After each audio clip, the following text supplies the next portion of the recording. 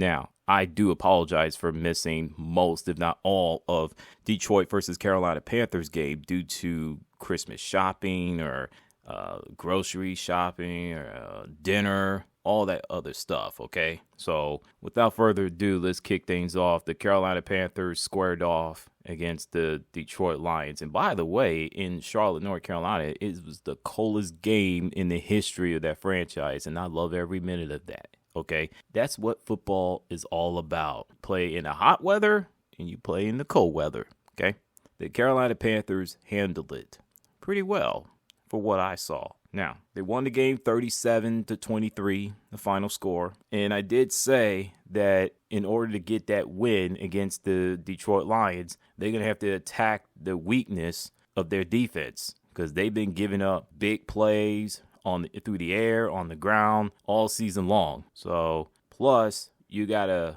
slow down their offense, and that's what Carolina Panthers did. Yeah, they scored 23 points, but that was garbage time if you think about it, okay?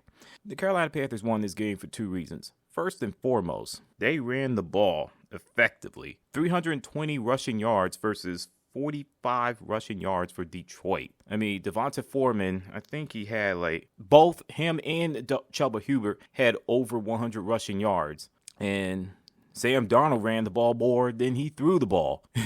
And that's crazy. You expect Cam Newton, but not Sam Darnold. So I like what I saw. I like what I heard. And that's good. What I don't like is that they had 10 penalties for 74 yards versus Detroit Lions. What was it? 4 penalties for 30 yards? I mean, that's the first time in a long time that the Carolina Panthers had a double-digit penalties in a football game. So they're going to have to find a way to clean that up. And, here's the beautiful part. They didn't turn the ball over for the second straight game. So now, since that's the last home game of the regular season of the Carolina Panthers in the books, they got to go on the road the final 2 weeks of the regular season. First and foremost, they got to go to Tampa, Florida to take on the Tampa Bay Buccaneers. That's where everybody's going to be having their eyes glued to the TV. They're going to be focusing on that game for one major reason: NFC South Division title. Okay, sorry, hit my hand on the desk. And whoever wins that game and win one more game afterwards wins the division title, not to mention host a playoff game.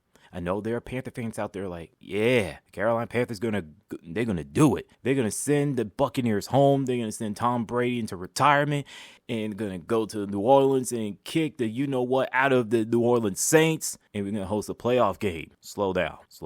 Anything can happen. They gotta play excellent football on the road for 2 weeks.